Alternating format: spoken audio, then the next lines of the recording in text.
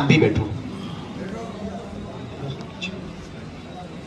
एक बात हम अपनी अनुभव की आपसे शेयर करना चाहें।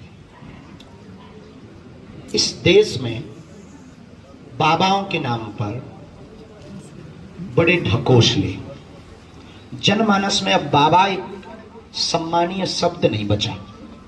ज्यादातर लोगों के नाम में बाबा आते ही गाली लगती है। हमें उससे कोई दिक्कत नहीं, हम कभी भी किसी संत, किसी भी व्यक्ति की प्रतिक्रिया पर कभी भी क्रिया पर प्रतिक्रिया भी नहीं देते और हमारे स्वभाव में नहीं।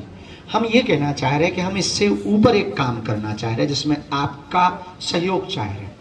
इस देश में संतों के और बाबाओं के नाम पर जो छवि बनी, हम सनातन की एक नई छवि खड़ी करना चाह रहे हैं कि देश में मंदिरों की दान पेटियों से बेटियों का घर बसाया जाए, मंदिरों को केवल श्रद्धा का केंद्र नहीं, सेवा का स्थान बनाया जाए।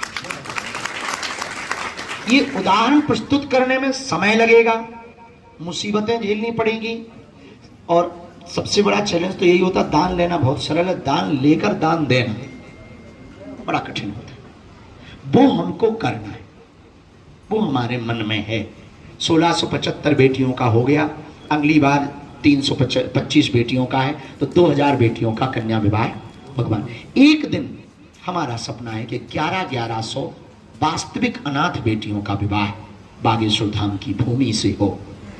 दूसरी बात, सबसे ज्यादा लाभ अपने छतरपुर को होता है, लगभग 90 बेटियां छतरपुर की थी।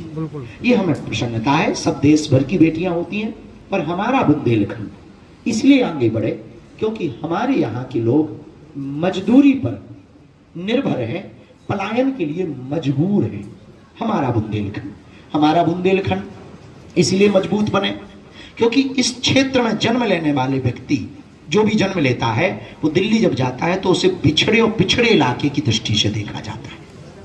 हम चाहते हैं उसकी क्रांति अपने बागेश्वर धाम से उठे कि जो कल तक सबसे ज्यादा पिछड़ा था, देश में सबसे ज्यादा अग्रणी विकास के मार्ग में, शिक्षा के मार्ग में, स्वास्थ्य के मार्ग में और सनातन के मार्ग में अपना बुंदेलखंड बने।